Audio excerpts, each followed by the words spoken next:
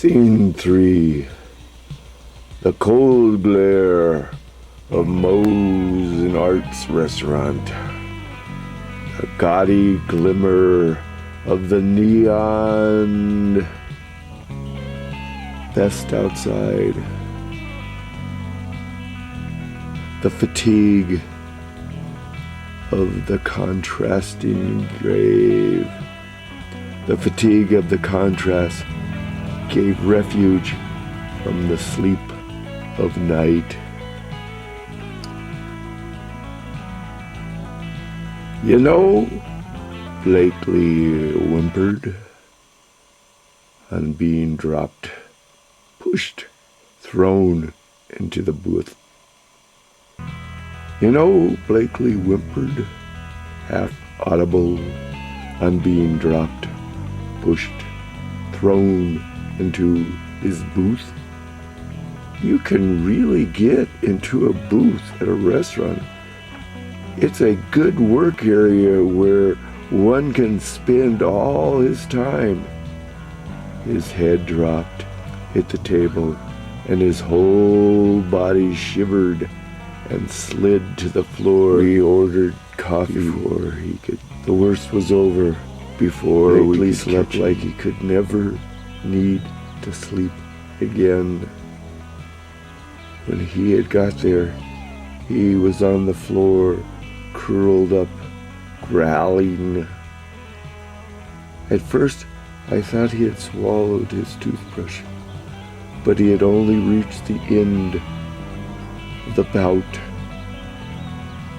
was trying to work up the bile to speak. "We better put him back in his seat," Ethereal spoke, "or people will be putting their feet on him while they sit in his booth." One astonished waitress stood guard at the door so no patron would invade Blakely's sanctuary and interrupt his one time only bout with suffering and pain, so he would not need to go through this ever again. We rushed in,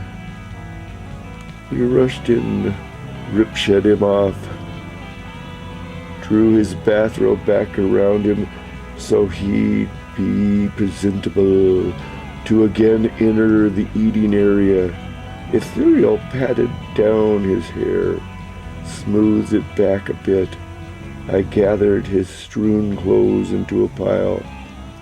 I hit the room with air freshener. Menthol, I believe.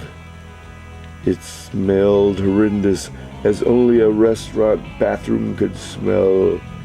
All in all, it was quite a messy event. Blakely would be days putting himself back together. The bathroom would have a permanent stain.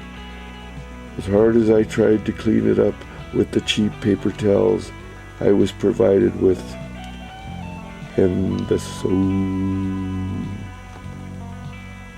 soft and that powdery feeling hand soaped I was provided with, refused to break into a lather and only worked as a scouring agent.